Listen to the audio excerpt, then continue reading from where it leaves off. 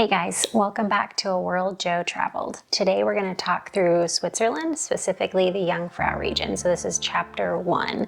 This is going to be a pretty broad overview, so I'm going to give quite a bit of details throughout the entire video, so be sure to watch to the end. And please subscribe if this is useful for you. So the Jungfrau region is the little villages of Lauterbrunnen, Gimmelwald, Grindelwald, Murren, and Wengen. All right, so first things first, how do you get there? So I've been to the Jungfrau region twice, once in 2021 and again in 2023.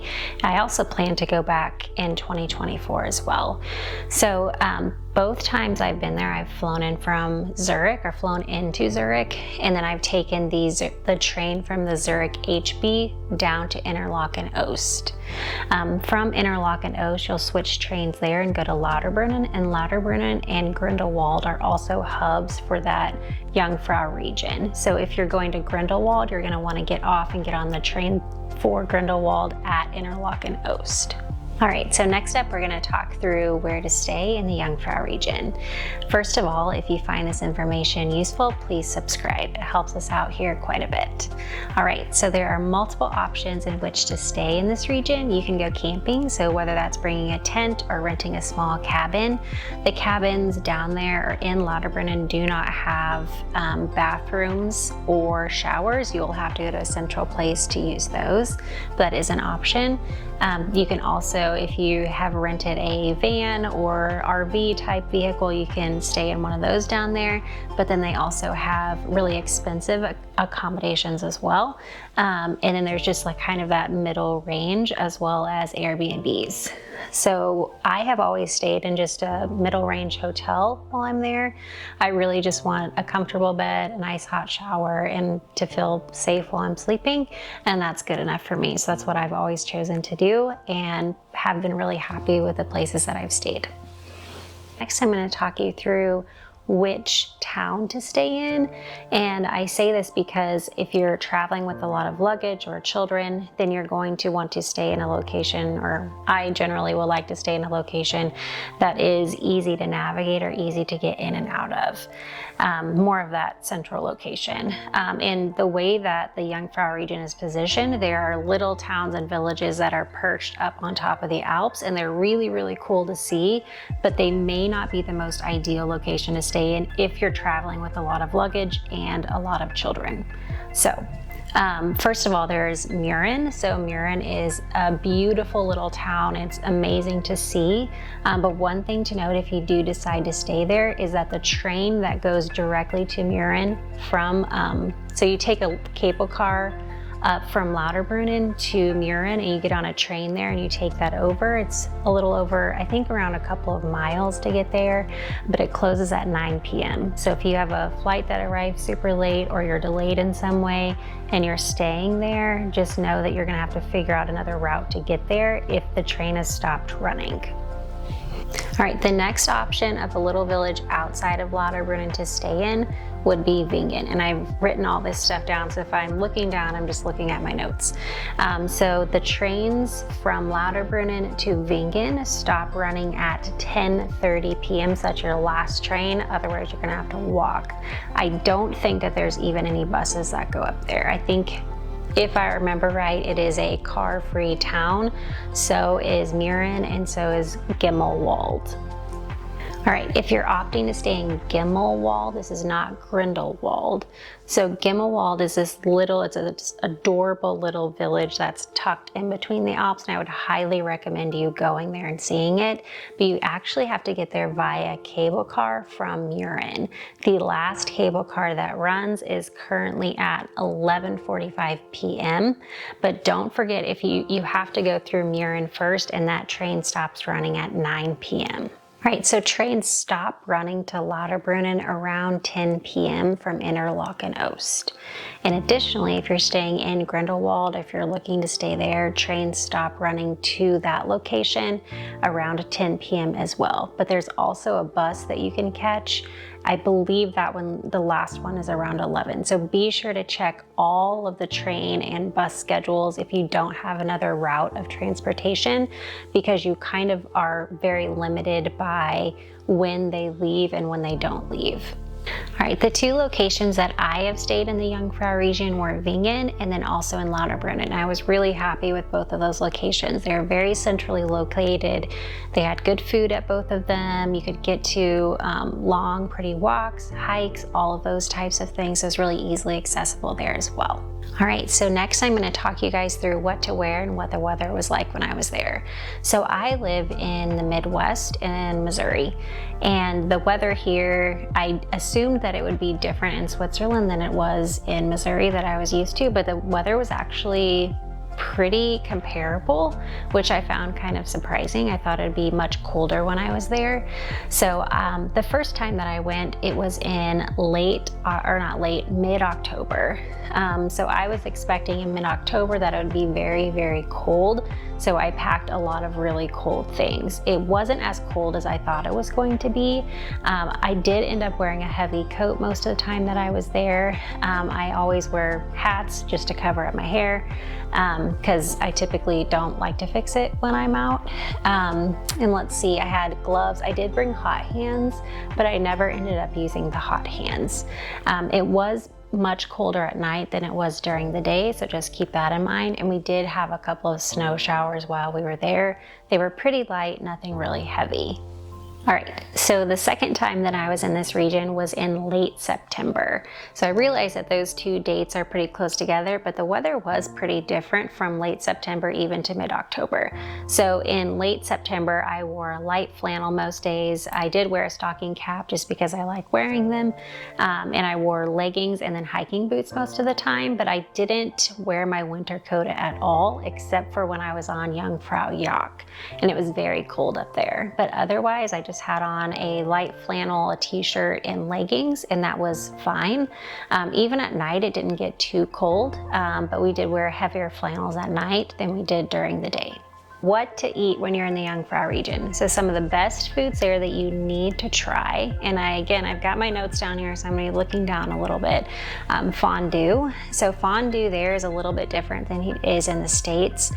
What they actually dip in it is potatoes, onions, and some of those other type of root vegetables. So that's interesting, but the cheese is really, really good. Rosti. So Rosti is amazing. I've actually recreated it at home. So it's basically like a big breakfast meal all together. So you have hash browns, there's cheese on it, there's bacon in it, and then there's an egg on top, and it's delicious. You have to try it. Local sausages are delicious there. And along the hiking trails, you will see refrigerators. They're kind of built into these little huts, and inside of them are their honesty fridges. And so there's a change box, but they've got local cheeses in there, and they're really, really good. But along your hike, you can just get some cheese and then be on your way. So that's pretty adorable. Another thing that you have to try when you're there, anything with raclette cheese, and I'm probably not saying that right, but anything with that cheese is delicious. Okay, as far as drinks go, I am not a big beer drinker, but Evan tells me that the Weizen, hope I'm saying that right, those beers are really, really good, and that's what that region's known for. I prefer the Aperol Spritz. That's my favorite drink in the European countries. And then also the water is really good there. I know that that's kind of random to say, but most European countries, you're gonna wanna buy bottled water. It just tastes better. But in that area, just bring huge water bottles with you and fill them up. Even in your hotel sink, the water is gonna be delicious and it's clean. So yeah, and they have lots of filling stations just around the towns as well. So water's delicious there. If you are a busy traveler like us and you're going to this region, I would highly recommend that you get the Jungfrau Travel Pass. So this travel pass is different from the Swiss Travel Pass. The Swiss Travel Pass is specific to the entire country of Switzerland, and the Jungfrau Pass is specific to the region of Jungfrau. So this pass, and I'm gonna look down at my notes again, you can get the pass from a minimum of 3 days to a maximum of 8 days. What we did whenever we were there, we got it for 3 days and then we added on an additional day, which you can do, and you'll just pay the cost difference between the original cost and then the cost of adding on a day, and that was around 25 USD. So be sure to keep your receipt. If you have your receipt, you only pay the cost difference. You don't have to buy a whole new travel pass. So that was something that was important, and so we kept our receipt on us and we were able to just pay the cost difference. So the cost per pass is, so kids age 6 to 15, it's 35 USD. Under 5, it's free. And that's for that minimum of 3 days. For the adults, it is, so that's 16 and up, it's $220. But if you are traveling a lot, I mean like going from Grindelwald up to Jungfrau Region, and if you're going to the different glaciers, and if you're going all the way to Gimmelwald, this is totally worth it, and you will actually end up saving money by getting the pass. I know that cost sounds a lot, but it's totally worth it. There are 2 Jungfrau travel passes. One is a winter pass and one is a summer pass. The summer pass goes from May through October. Again, I'm gonna look through my notes. And the summer pass includes all of these locations, and it's both to and from, and it doesn't have a number or a limit as to the amount of times you can go to these locations. So it's Interlaken, Lauterbrunnen, Murren, Wengen, Grindelwald, the Grindelwald first gondola, all buses, trains, cable cars, so all of that transportation in this region is covered by the Jungfrau Pass. It also includes Kleine Scheidegg, the boats at Interlaken, the Eiger Gletscher, Harder Kolm, and hopefully I'm saying that right.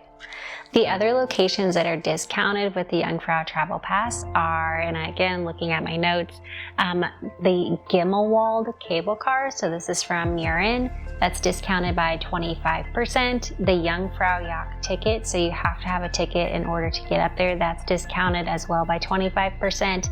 And then most of the stores in that whole region, if you have the pass, there might be a discount of around 10%.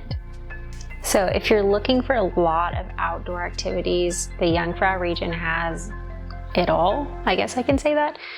So there's hiking, and we're going to do multiple videos on the different hikes there, but the hikes are amazing. They're beautiful. They're well mapped out. They're not busy. They're not too full, but they're beautiful. They have via ferrata, base jumping, cliff gliding. There's water sports in Interlaken. There's also skiing. Obviously, that is in the winter months, not the summer months. There is sledding, zip lining. They have lots of playgrounds, and the playgrounds are really, really cool, and they're really high up. So I can't wait to take my kids there. And they have a campground, so that's also very cool. So the last thing that I'm going to tell you is how long I would recommend staying here. So this really depends on your travel style, whether you're a busy traveler and you kind of like to cram it all in and see a whole bunch and then go on to another location, or whether you like to take your time. So with me personally, I've stayed in this region. Both times I went, it was each for around 5 to 7 days. And that was more than enough time to see everything. So you're able to go on quite a few long hikes. You're able to see a lot of the natural beauties of the area, and then get really good experiences there as well by staying around 5 to 7 days. All right, that's all for today. I hope you guys found this useful. We will be doing some more videos specific to this region in Switzerland, so look forward to those coming out. Also, if you found this useful, please subscribe. Thank you. Have a good day.